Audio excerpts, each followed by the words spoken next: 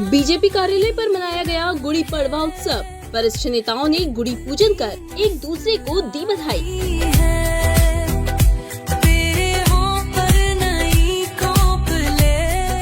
भाजपा नगर अध्यक्ष सुमित मिश्रा, विधायक रमेश मेंदोला ने एक दूसरे को खिलाया श्रीखंड। आपस में सभी ने एक दूसरे को दी बधाई। पूर्व महापौर कृष्ण मुरारी मोघे, महापौर पुष्यमित्र भार्गव, विधायक गोलू शुक्ला भी रहे पूजन में मौजूद। बोले सुमित मिश्रा, आज का दिन हर प्रदेश के लिए खास। देखिए, ये हिंदू नववर्ष है और इसे हम गुड़ी पड़वा के नाम से भी जानते हैं, चेती चंद के नाम से भी जानते हैं, युगादि के नाम से भी जानते हैं, उगादि के नाम से भी जानते हैं, नवरोज के नाम से भी जानते हैं। और हम मालवा के लोगों के लिए इसका विशेष महत्व है, क्योंकि विक्रम संवत की स्थापना उज्जैन की अवंतिका नगरी में हुई थी। तो इसी दिन राम जी का, कृष्ण जी का जो पूरा विषय है हमारा, प्रकृति, परिवर्तन और विकास, आध्यात्म, योग, सब इस दिन से शुरू होता है।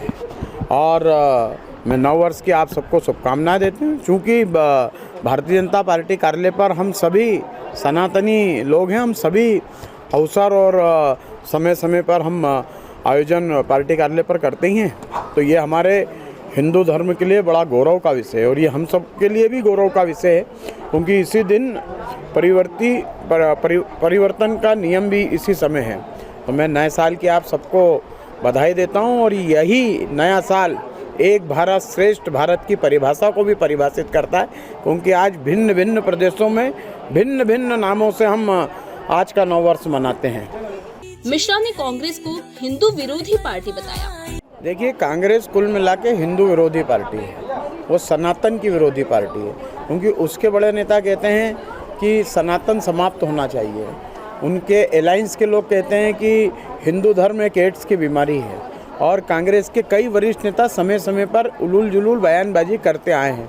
और जिस कांग्रेस ने इस देश की सर्वोच्च न्यायालय में, अदालत में ये एफिडेविट दिया हो कि राम भगवान इस धरती पे कभी पैदा नहीं हुए, माता सीता का हरण नहीं हुआ, राम सेतु का निर्माण नहीं हुआ, तो उनकी मानसिकता इससे ही प्रकट होती है कि वे सनातन और हिंदुत्व को कितना मानते हैं। रही बात भारतीय जनता पार्टी की, तो हम सबका साथ सबका विकास की भावना के साथ काम करते हैं और पूरे देश को एकता के सूत्र में पिरोकर, हिंदू केवल एक जाति का नाम नहीं है, हिंदुस्तान में रहने वाला प्रत्येक व्यक्ति हिंदू है, फिर भले ही वो किसी भी मजहब, धर्म या समाज का हो।